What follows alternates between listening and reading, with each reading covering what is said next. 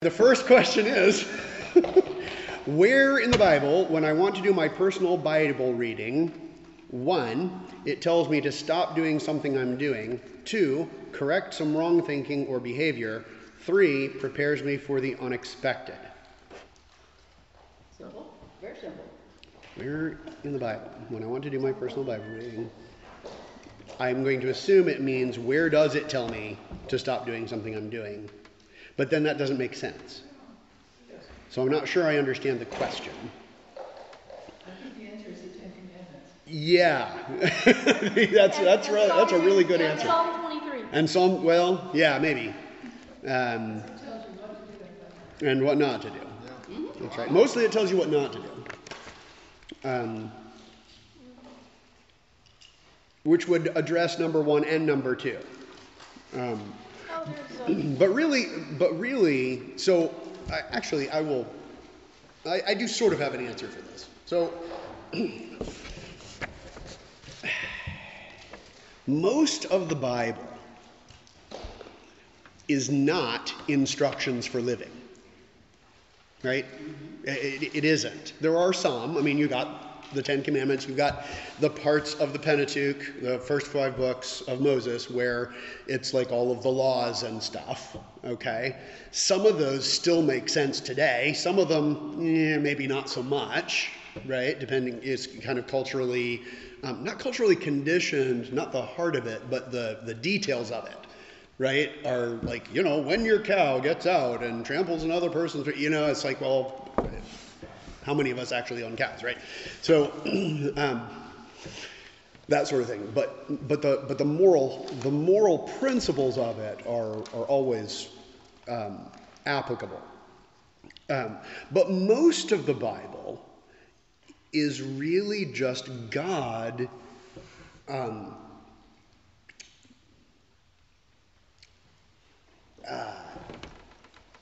revealing himself, right? Through human either history or prophecy or wisdom or literature. I mean, there are various kind of literary genres, right? And obviously, poetry, like the Song of Songs, is going to be different than, 2 Kings, which is history. Although it's not history the way we would write it, right? So it's the way that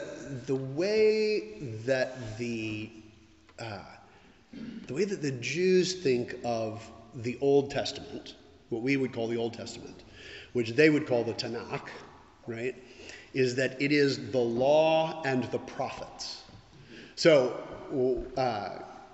when I say in the summary of the law, on these hang all the law and the prophets, that means the whole Testament, right? The whole teaching of the Old Testament. So everything in the Old Testament is either the law, the first 5 books, or the rest of it is the prophets. And there are different kinds of prophecy in there, right?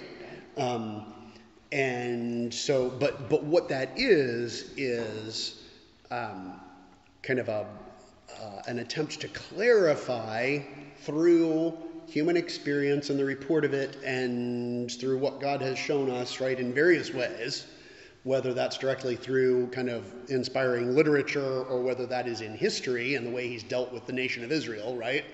All of that kind of stuff. It's all about God trying to show us who he is, what he's like, right? And what kind of and who we are and what our relationship with him should be, right? So that's part of the reason that you don't find everything in the Bible, right? You don't. Yeah, go ahead. You don't find everything in the Bible, but Right. we've been told by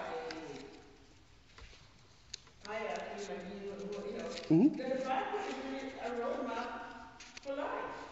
Well, it is in a sense. So let me finish, right? So the idea here, I mean, when people are asking, where does it tell me to stop doing that? Well, sometimes it does, right? There are some obvious things where, it will say, thou shalt not, right? But a lot of times it's really more a matter of, giving yourself to Jesus and then going from there, right? So, yeah. Another place besides the Ten Commandments, in Jesus' parables, it pretty much Sure. tells you what to do and what not to do. Yeah, I mean, Jesus does some of that teaching. He expands on the law, right? So there is some of that, but sometimes we go wrong when we try to start applying some of these things in that way, right? So, for example, the rich young man, right, to whom Jesus says, go, sell all that you have and give it to the poor and come follow me. Well, is everyone called to just give everything they have to the poor and then what? Right? I mean, in his case, he could have just followed Jesus, right? In our case, we can follow Jesus, but that doesn't necessarily mean a particular activity, right? So, so I would say that which has been interpreted that way, right? It's been interpreted as, do this. But I would say that's better interpreted as Jesus telling that person exactly what he needed to do. Okay? So, we have to be careful with some of those. But what I really want to get at is that the way that the Bible is a roadmap for life, if that's true, right, then the way it is true is devotionally, right? That the way we know God is through his revelation, which is written down for us, right? And that is the thing that we need to do, is know God. See what I'm saying? So there isn't, when I get questions like this, it kind of, correct some wrong thinking or behavior. Well, yeah, I'd say the whole Bible, right? And that doesn't mean that you won't have anything until you've read through it all. It just means that the whole Bible is the teaching of the apostles. That's what we know, right? And so we should be reading that. If we're not going to read that, then what we're saying, whether we realize this or not, we might not mean this, but what we're saying is we don't really want to know God. That's just, that's not necessary to us. See what I mean? Ignorance is bliss. Yeah, exactly. But it's not, right? And obviously, some of us are more intellectually driven than others. Some of us are more emotionally driven than others, right? And so everything that I get out of the Bible isn't necessarily everything that you're going to get out of the Bible, but it's all going to cohere, right? It's all going to come together as God's teaching, right? About himself and about us. So it answers worldview questions, right? Not so much how-to questions. And then, so you start from the worldview, right? So those axiomatic questions like, what is God? Is there a God, right? What is that like? Is it a he or not? And stuff like that, right? Is it a person? Is it not a person? There are some people who believe in a divine force, but not a God who is a person, right? And who are we? Like, what is a human being, and how do you know? And, right? These are all sort of those worldview axiomatic questions that everyone answers one way or another, whether they realize they are or not, right? So what we do is by learning and reading the scripture, God renews our minds, the New Testament says. Who's that? St. Peter? By the renewal of your minds? Maybe that's Paul. I'm not sure.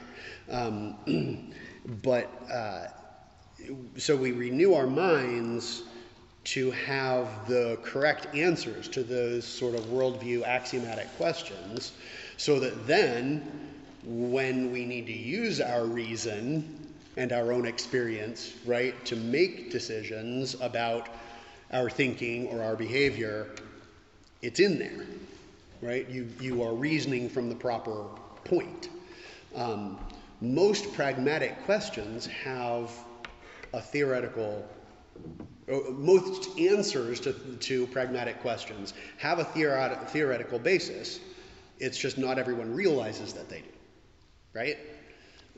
There are assumptions baked in.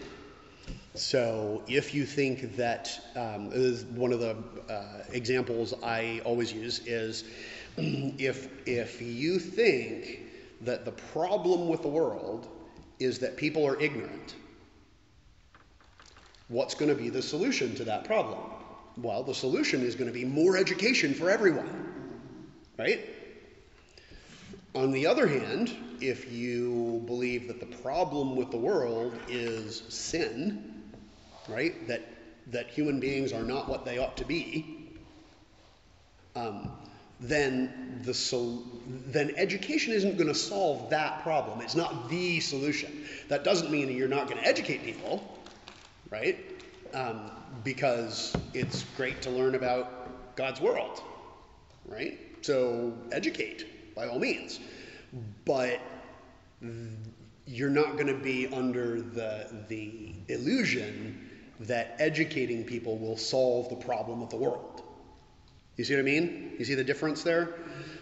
So all pragmatic questions have their root, or the answers to them have their root in a worldview, but 95% of the world doesn't realize that they even have a worldview and are reasoning from it, right? They just assume things, right? And that could be right or wrong. So when you're talking about correcting wrong thinking or behavior, I think of, well, you got to correct your worldview, which means you need to read the Bible, right? Reading the Bible is what will kind of clue you into what God is like, what creation is like, what the problem is. The problem is we keep turning to idols, right? I mean, and the people of Israel did evil in the sight of the Lord. Blah, blah, blah, blah, blah, blah, right? Every time, again, right? So, so that's the problem, right? And of course, having that will also prepare you for the unexpected, right? Which is part of this question. And it will often tell you to stop doing something you're doing, right? If you, to take an obvious example, I hope is obvious, if you have the worldview that God creates everything and everyone, and that he values every human being, right? You are not going to offer the solution of abortion. You just aren't, right? And that's not to say you have no compassion for women who are in a predicament, right? It just means that's not one of the options, right? So if you thought that was a solution, and you are reading the Bible and you start reading about Herod's slaughter of the innocents, or about the people burning their children to Moloch, right, even in Israel, things like that, suddenly, hopefully, the Holy Spirit is going to say, show you, oh, that's not right, right? And, that's, whenever you get into these public moral questions, there's always the danger of making that into an idol, right? As if, well, we in the church, we here understand all of this, and we're better than everyone who doesn't understand that. Well, no, that's not what I'm saying. I'm just saying that, the better you understand who God is and what the real world is like, right, the better your solutions are going to be, and the less you're going to propose the wrong ones. So, everybody's a sinner. Everybody needs forgiveness, right? So, that's just one of those things that I need forgiveness for, right?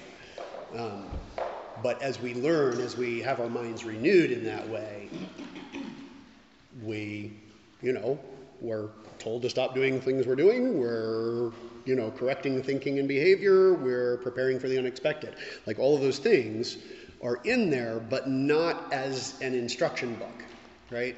It's not technical writing, right? The Bible. So, follow-up, issues, problems. You going to disagree with me again, Venus? I can't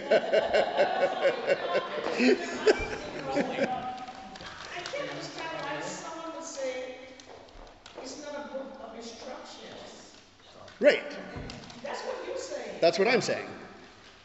It's hard for me to. There are some instructions in it. But the thing about the Bible is, the Bible, if you read the Bible, it will set you straight. If you read it. If you read it, Don't do dumb things. yeah, if you read it with the right attitude, then it will, right? So we all know people who, we've all heard stories at least of the college professor who has read the Bible and says, so, that's just stupid, right? I've read it cover to cover. You read it cover to cover? How do you know it's true? Right? That sort of thing. Well, if you don't read it, it's a message to believers. If you don't read it that way, then you're not going to get it.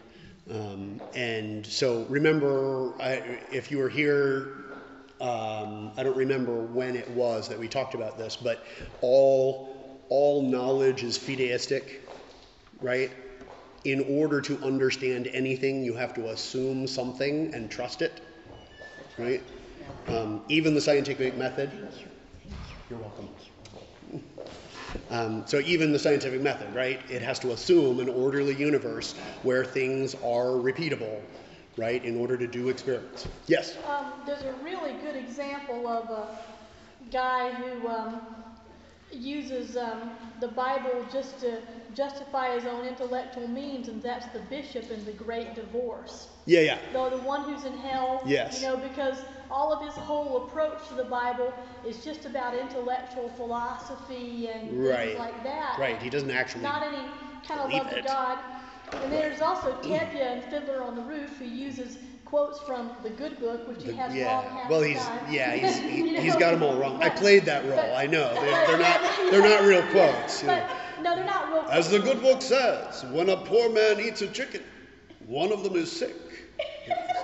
Where does the book say that? Right, yes. Where does the book say? And then he's asked, where does the book say that? Well, I don't know, but somewhere in there it says something about a chicken. But real life examples, you also have, I've known people from other religions who use the Bible, just taken one verse out of context and used it to justify some whole radical way of thinking that's very far apart from the Yeah. Well, the other thing is, I would say you don't have to go outside the church to find that, right? There are plenty of Christians who do that too, right? Who are trying to read it as a book of instruction, right? And so they comb through it for the verses that they think tell them things, right? Yeah. Go ahead. Too cynical, but I don't think that's possible. So. Do not read the Bible. No, I agree with you. I totally agree with you.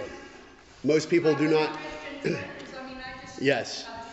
Things they say and their interpretations, just like. Yes. It's like, have you actually read it? Yeah. But you read it, and things are taken completely out of context, and just, we cherry pick the verses that tell us, it's not always just what we want to hear. Sometimes it's, people who are doing that are still being challenged themselves, but they're still doing that, right? They don't have the whole picture of what it says, which is important.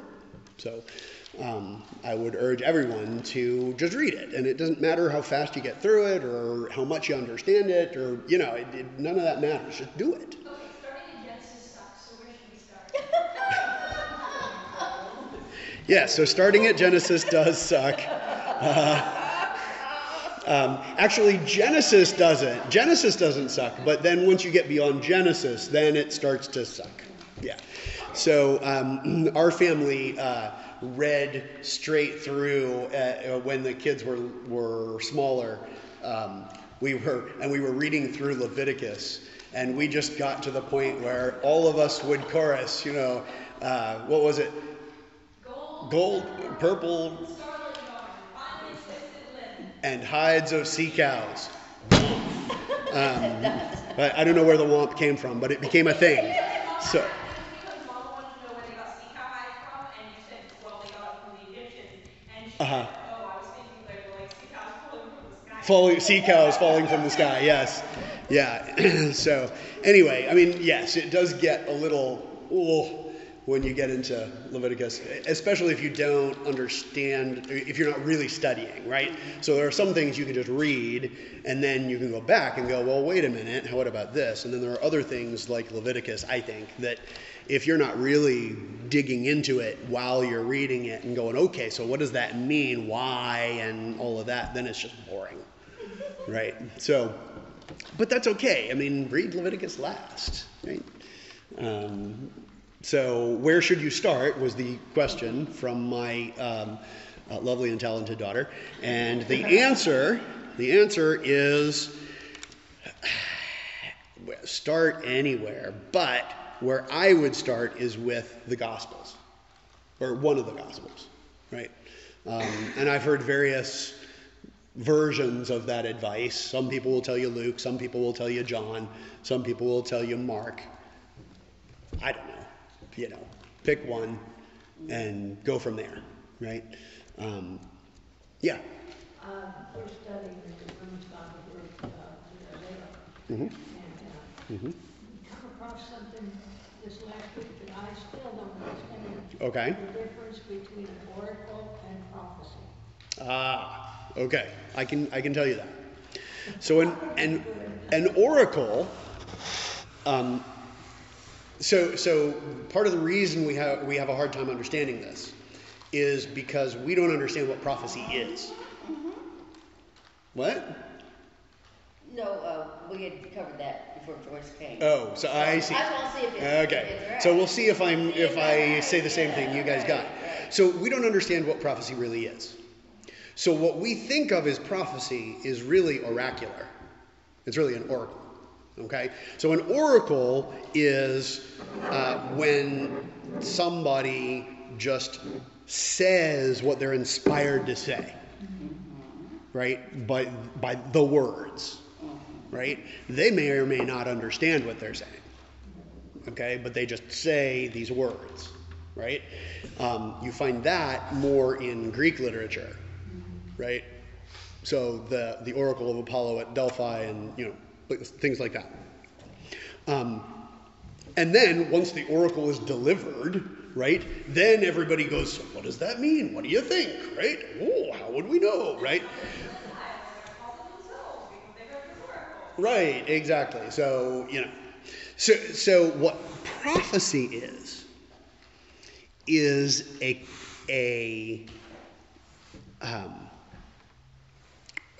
what prophecy is first, I will say, is a commitment to the truth, particularly about God. And then God will sometimes show people things or give people things to say, right? So, but it's usually, so if you read through, say, the minor prophets, right? And this is true in Isaiah or that sort of thing too, but particularly people like Amos or Hosea, right? Things like this. You will find that mostly what they're doing is correcting, right? They're not giving an oracle necessarily, but they're inspired to give correction, right? To say, what are y'all doing? You know you're not supposed to worship idols, idiots, right? And you will find the word idiots in the subtext of Isaiah quite often. So, seriously, I mean, he's got whole passages where he's actually making fun of idolaters, right? As if the stone itself spoke to you. Ooh, right? What an idiot, right? So, there's all kinds of that stuff. And in the context of that, sometimes these people who are inspired by God will have visions, right, of things that then they report, or they will be inspired to say certain things or preach certain things. A lot of prophecy is just preaching of one sort or another, and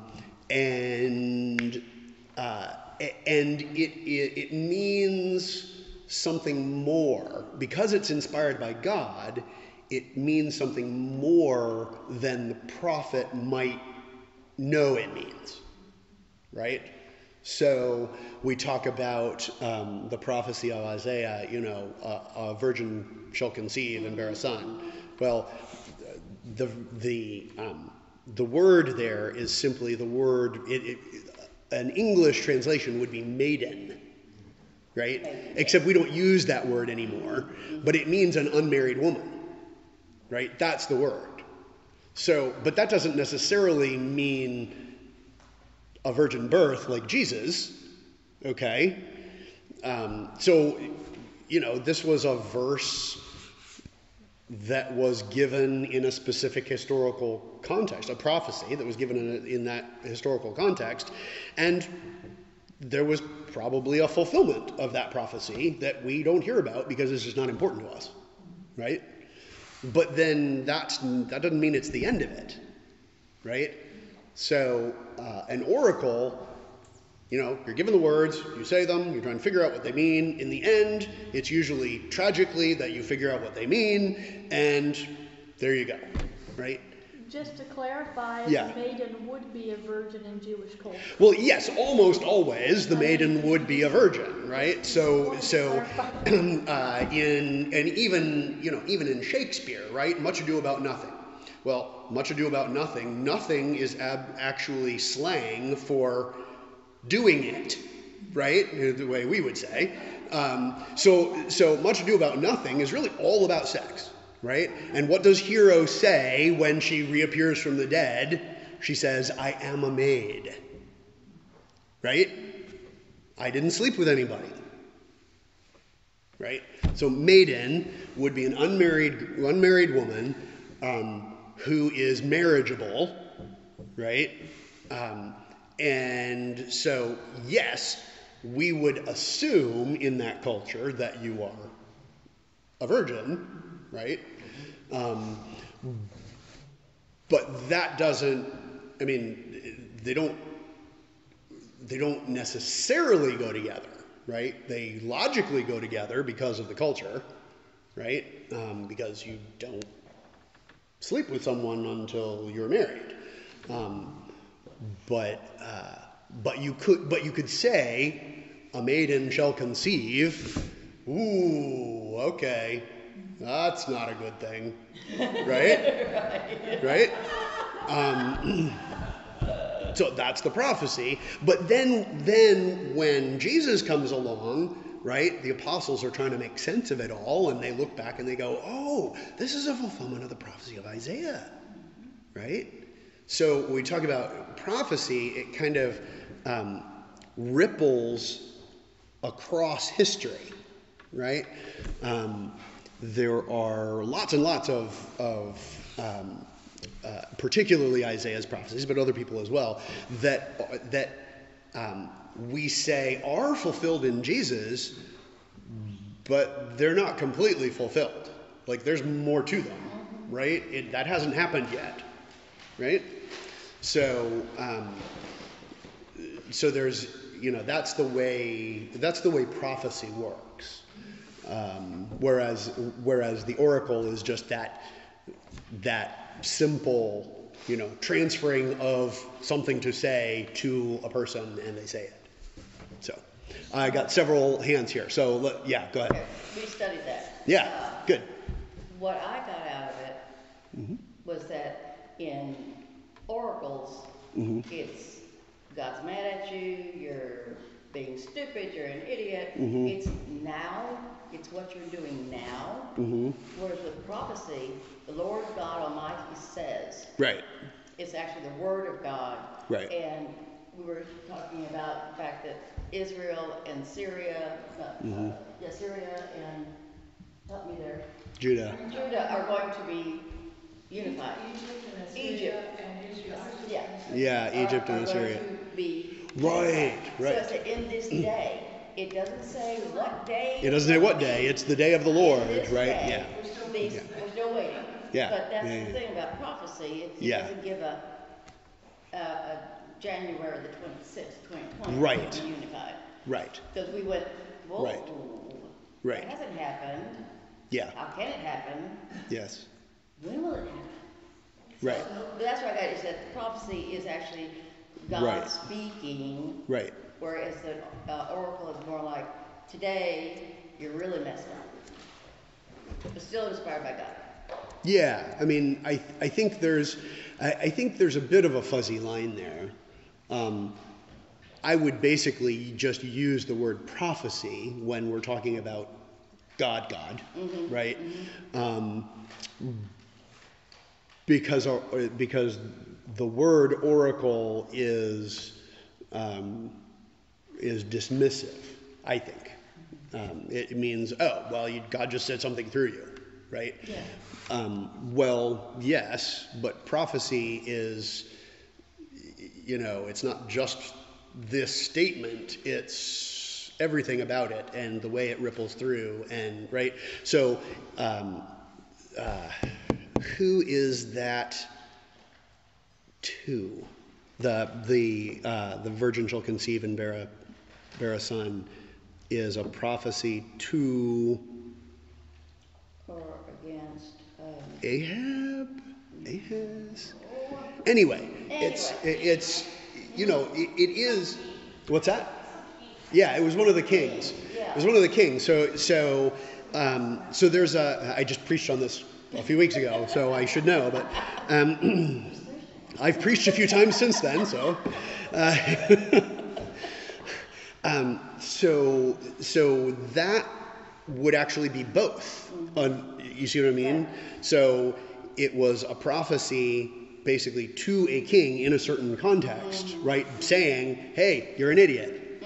Right? Oh, it's the one where he says, ask of God a sign. a sign. Right? And he says, no, I won't tempt, I won't put the Lord to the test. Idiot, he just told you to. Right? That's not putting God to the test. You're putting God to the test by not doing what he told you, right? So that prophecy, I would say, about the maiden conceiving is a response to this, right? But then it's also seen as a prophecy about other things. So under your definitions there, it would be an oracle that is, God says to you this, you're messing up. But then it's also a prophecy in the sense that it has more ramifications. And we found too that in all the, you're an idiot, you're going to be overthrown, you're going to be in bondage. There's hope. He always puts hope. There's always hope. There. Right. There's always something that comes after that says, but if you will return, right, then I will save you, etc., etc. That's who God is, right? So that's part of what you don't learn unless you read through those and go, wow, look at this. Every time he gives us bad news, he gives us good news, So it's not always quick enough for the initial people to experience it, right? But God is never, ever giving up, right? And that's who he is. Yeah, go ahead. You want to say something? No, Okay. it was something Judy was already saying. Okay. Yeah. Okay. Yes. I'm very confused with society. Okay. Oh, me too. Oh, yeah. Me too. Society says that you should get married before you have a child. Okay, that's what society says. No, it actually doesn't say that anymore. It used to. It used to say that, but society doesn't say that anymore. But, yeah, go ahead. Go ahead. However, God creates everyone, human beings, whatever. Yes. Why does God let it happen? Why does God let, a single person create a child? Well, that's the problem of sin, right? That's sin. That's the problem of free will and sin, right? Because once your body is mature, you have the power to bring another life into the world, right? Or most of us do. Now, the way God created us is to live in families, right? And to live in marriages that then bring forth children. Right? That is the way it should work for us, right? I mean, we're talking about, like, if it doesn't work that way, it's like not putting oil in your car, in your engine, right? It doesn't work that way, right? I mean, something will happen, but it won't be what you want, right? So now we have this situation where, right, each individual person should wait to act on that power to bring another life into the world until they are in the right context to do it. But our passions say otherwise, and we sin, right? That doesn't mean we're irredeemable. We're all redeemable, but that's the problem of sin. And the only way for God to stop that happening is to impose his will from above, which then means that we have no free will or free choice. And God won't do that. He said he won't do that.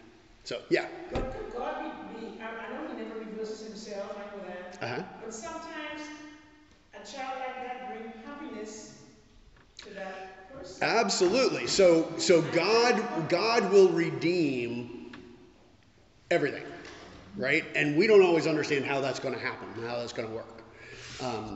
So what we are all sinners. We all do wrong, and we need redemption, right?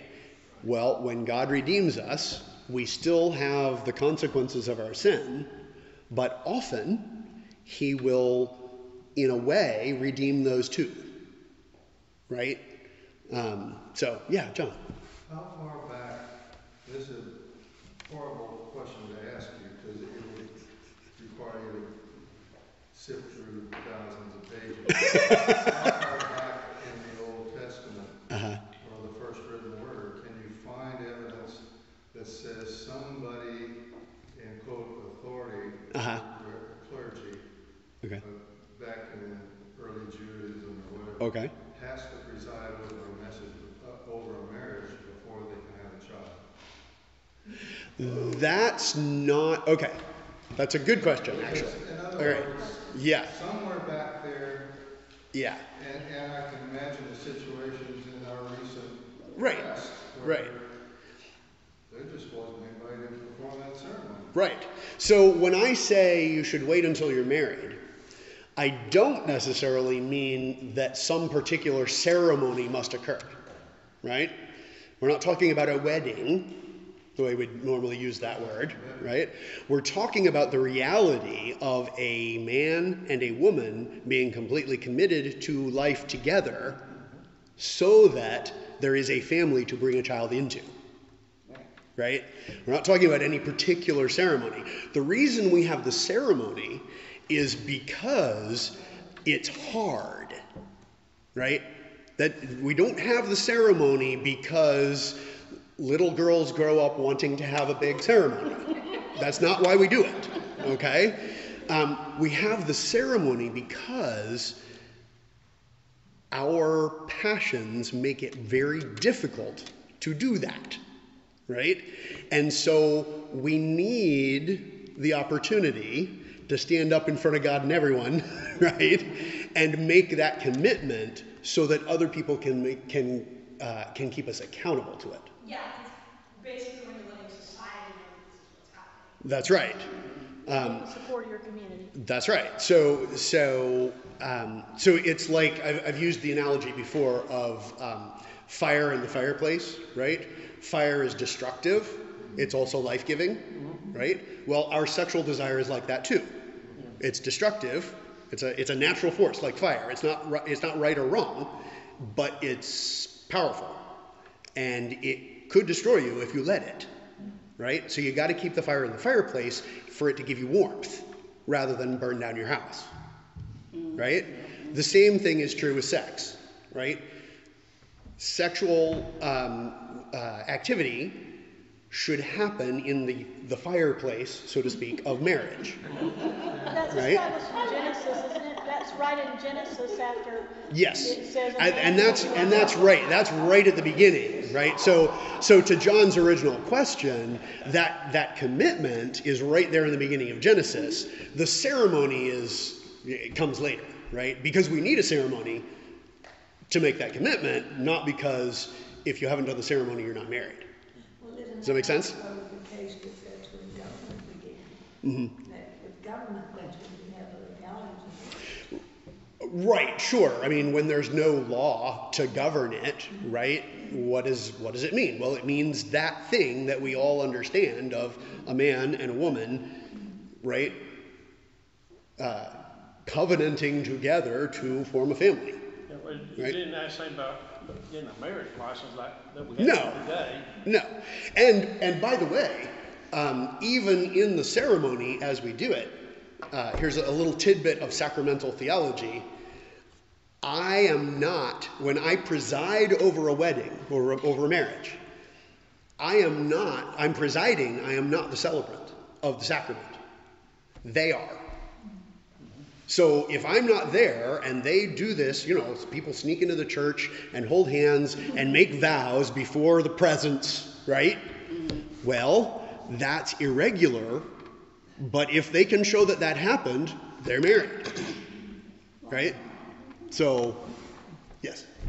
I wanted to, I can tell you about the history aspect of it. You want to know when it started?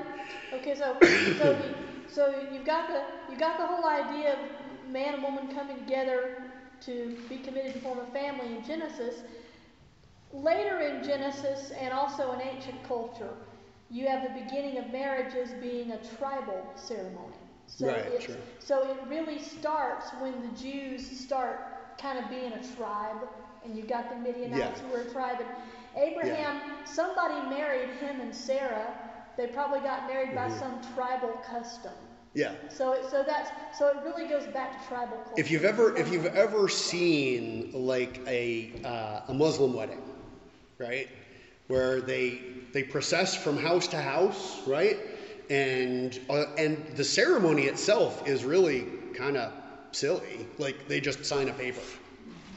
I mean, my aunt actually married a Muslim, so I've seen it, right? But there's a social aspect to that to identify the reality of what this is, what's going on, right? And here's something interesting. In the Bible, in Genesis, it says, a man shall leave his father and mother and cleave to his wife. There is no human culture that I know of where that is actually what happens. Usually it's the other way around. Right, the woman comes into right? the man's family. Yeah. So I don't know what to make of that. It's just something to be aware of. So, Well, probably leaving his parents' tent and putting their tent way over there. Right. Be together. Right. Because like I said, looking into the situation of when it's right. happening, but, when it first came to be traveling. Yeah. But most of the time, it's the woman who leaves her family Correct. and lives, not necessarily in the same house or tent, but with the man's family. You're right. So, True. so They will run away.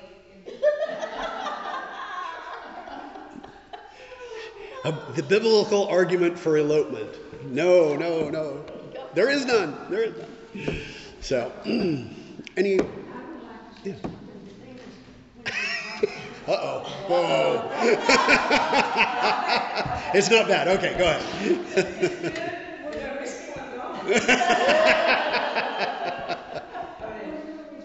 Talking about parents or people having a baby and not being married, and that baby can bring great love to that person, that's true. But there's two different spaces to that. They can be happy about the fact that they have had a baby and that they have put it in the arms of a family that loves that child and will give it a better life than what they could. And the whole idea that they are willing to do that for their child says that they love that child. And that love will go on forever with that mother, the birth mother. Right. And as you know, and I'm sure everybody else knows, we have an adopted daughter. Yeah. And her mother was in college, and her father was in the military. And there was no way they could get together as a family. Mm-hmm. So they did the next best thing. There would have been a way, but they decided against it, and that was right. But rather than having an abortion. Right. And see, that's what I thought you were referring to at the beginning, that you were talking about abortion. Yeah, no, that wasn't what she was after. Abortion is bad under any circumstances. I mean, I know somebody's raped, it's a different story, but at the same time, there's issues with the baby, health issues and that kind of thing, and in that case. Well, even there, I'm going to say something really controversial here, but it's true. Even in the case of, say, rape, it's not the baby's fault. That's right. You don't punish the baby for the sin of the parent. Right. Well, no, I agree with that. Right. So and believe me, I understand how hard that would be. Oh yeah. Right. How awful that would be. On the other hand, I also understand the damage that is done to women when they do procure abortions. Oh yeah. So physical and otherwise. So. Well, I know we get personal here, but we lost two babies. Yeah. And the first baby, our son was only a couple years old. Mm-hmm. And I talked to my gynecologist, and his immediate thing was, we're going to have an abortion. And I said, absolutely not. Yeah, no. If God intended for me to have this baby because I became pregnant, right, then I'm going to go through with it. And we're just going to do that. Things out there that can be learned from this. Yes. And if the baby doesn't survive, it's still a good thing. But if the baby does survive, we are better for it. Jenny and I married fairly late. I was 30, she was 32. And so pretty much all of her pregnancies were technically high-risk pregnancies, right? Because you get a certain age. And so there was one point where a doctor wanted to do an amniocentesis thing, right? And it's it's a dangerous procedure. And we just said, will this tell us anything? I mean, what's the point of this, right? And they said, well, you might find that the baby has some issues that you might want to terminate the pregnancy. And we said, oh, yeah, no, we don't need that, right? Because it doesn't matter. We're not going to make that decision, so we don't need that information. So, to your point, it's the same, yeah. So, yeah. I mean, it's just I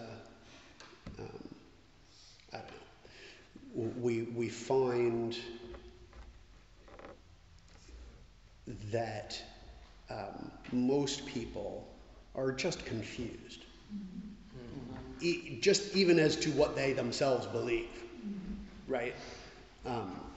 And I say everyone has a worldview, right? But it's not always a coherent one, right? I mean, the answers to all of those kind of axiomatic worldview questions connect, right? But if you're not thinking about it, if you're not trying to be clear about what you actually believe, then it's very possible that you end up with a jumbled thing that doesn't, like, the answers you have don't really go together. Yeah. Yeah. Could you tell us a little about your plans? Oh, sure. Yeah. I figured that might come up. So I don't have plans yet. I'm here in the office until through Thursday. And then Friday we fly to Pittsburgh for Jenny's dad's memorial service. And then that's kind of our horizon right now, right? That's what we're trying to get through there. And at that point, when we get back, I will launch into, a many tentacled job search. So I'm open to another church job, but that might not be in God's plan. We'll see. I mean, I'll always be a priest, right? So that, that's not an issue. It's just a question of how do you support your family, first, and then, okay, how do you serve? So I'll probably be doing some supply work in the diocese if anybody wants me for a while I sort of figure everything else out. But there are kind of different thrusts, right? Different directions I could go. Obviously, church work. I might be able to transition into some sort of executive position. I have people skills, right? And that's important. So I know, so that's another one is teaching. So I may go that direction. I know I'm a teacher, right? I mean, that's part of who I am. And I just enjoy doing it. So, I love it. I am teaching one 6th grade course right now at Coram Deo Academy in music and art appreciation. And that's kind of a blast, actually.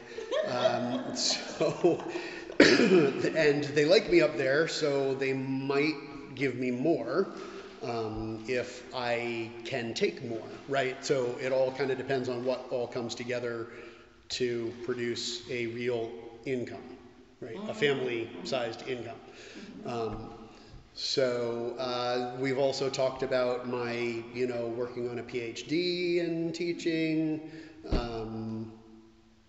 although that would take longer. So, I'm not sure. And then the other direction I could go is, skilled trades. I've looked into wind turbine repair. Evidently, they make good money. Yeah, they make good money. I was telling somebody else earlier, being 300 feet in the air with no other people around sounds really good to me right now. Nobody breathing down your back. That's right. Just doing the job. So. Sounds good to me. So there are all kinds of things that I need to pursue, and I just need to get started with the networking and figure it out. I could if I had the capital, and that's a high risk proposition. The market in craft beer is pretty saturated right now. Although I do have a friend who's a beekeeper who's talked to me about a meadery, but I'm not sure how well that would sell. So You gotta have some smoking gear for that. Yeah. For the bees, you do, yes. But when you said that you're a priest, you're always a priest. Yeah. Does that mean you will wear the collar?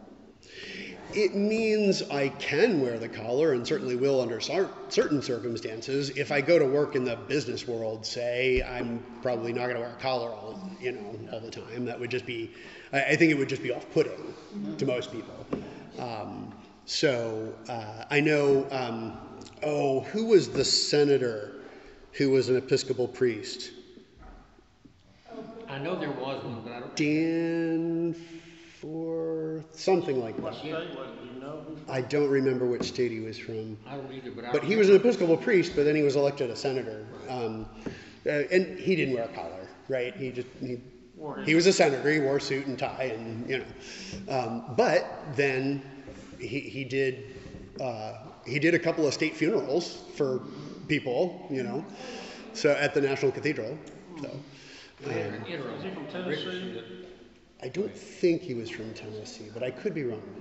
Yeah. No, it's starting to come together. Yeah. It'll come to me, tonight when I'm trying to go to sleep, and I'll go, that's who I was thinking of. Yeah. So. Do you think you can try to stay in this area? Well, that's hard. It's a hard question. Mary is a sophomore in high school and very happy where she is. So we would really like to give her the opportunity to finish high school there.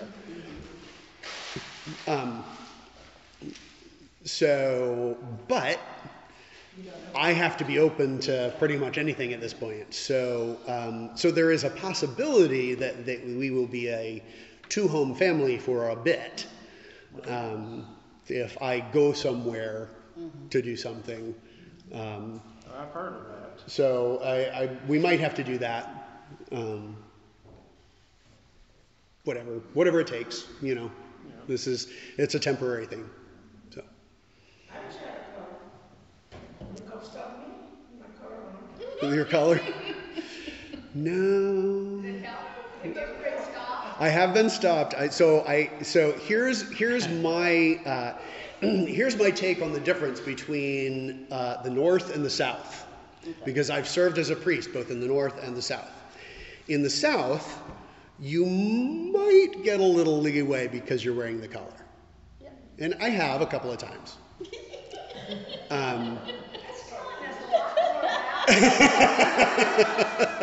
But in the North, you will definitely get a ticket because you're wearing the collar. Oh, wow. So,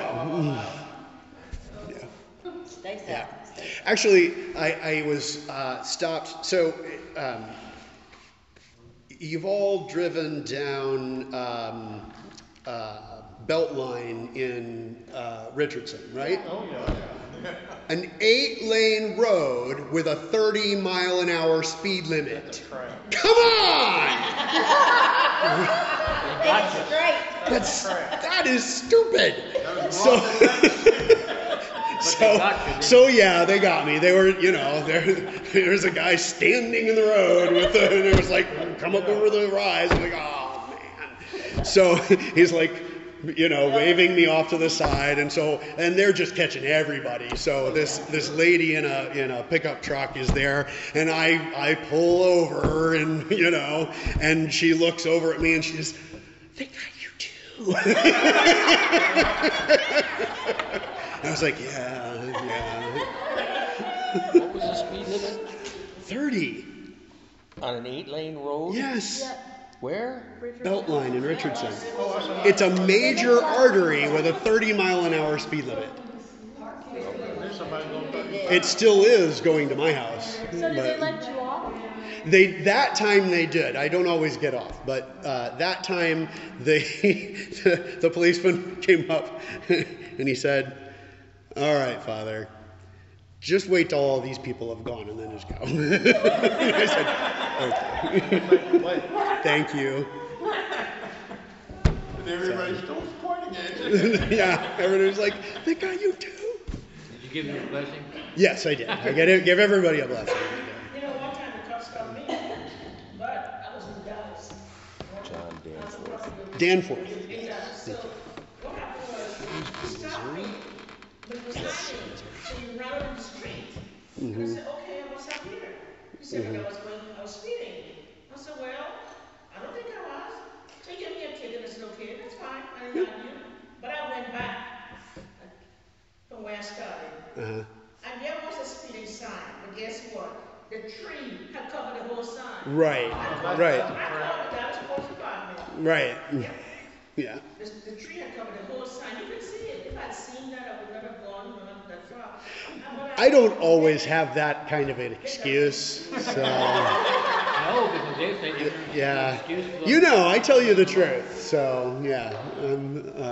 Yeah. I have a lead foot, and sometimes I don't. I use the heck out of my cruise control because I know I have a lead foot, and so when I get up to cruising speed, I just set it and stop. The trails have saved me a lot of times. Yeah.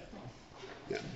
But if I'm just trying to get somewhere, and I'm not, I haven't had time to put the cruise control on. Sometimes I. Before you get away, you think you're going way too fast. Boy, I'm going 20 miles over the limit. I better get that cruise on. Right. That has happened to me. Yeah. So. Yes. Yes. Jenny's mom says I drive like a bat out of hell. That I drive like a bat out of hell. Well, I don't know what a bat out of hell drives like. But it is the title of one of my favorite songs, so by Meatloaf. So. Well, I was coming to Bible study, and so I had my Bible and my book and everything on the other seat, and yeah, it was parked. I stopped and pulled over, and he said, "Okay, you know why that was? You know why I stopped you?" I said, he said, "Where's the fire?" I said, "Bible study." And he said, "South." Yeah. Okay. You ask God's forgiveness and go slow. Fair enough. Yes, sir. I've just gotten to the point where they walk up, I roll down the window and go, I was just going way too fast, wasn't I? And he says, yes, sir. Or sometimes they can't handle that. They're like, and they go back to the script. Do you know how fast you were going, sir? And like, I was going too fast, evidently. You know, but, Mark looked it up. I was right. It's Danforth. John Danforth was a senator from Missouri and also an Episcopal priest. So. Judy, he got stopped bringing me to Bible study a couple of and the officer did say, well, I'll let you go this time, but watch your speed if I see you again. Yeah, he did say that. So I'm always watching. So let's pray. Let's pray. Heavenly Father, we thank you for our fellowship in your Son. We ask you to bless that fellowship and bless us as we all go about seeking you and trying to do your will. We ask this all in the name of our Lord Jesus. Amen.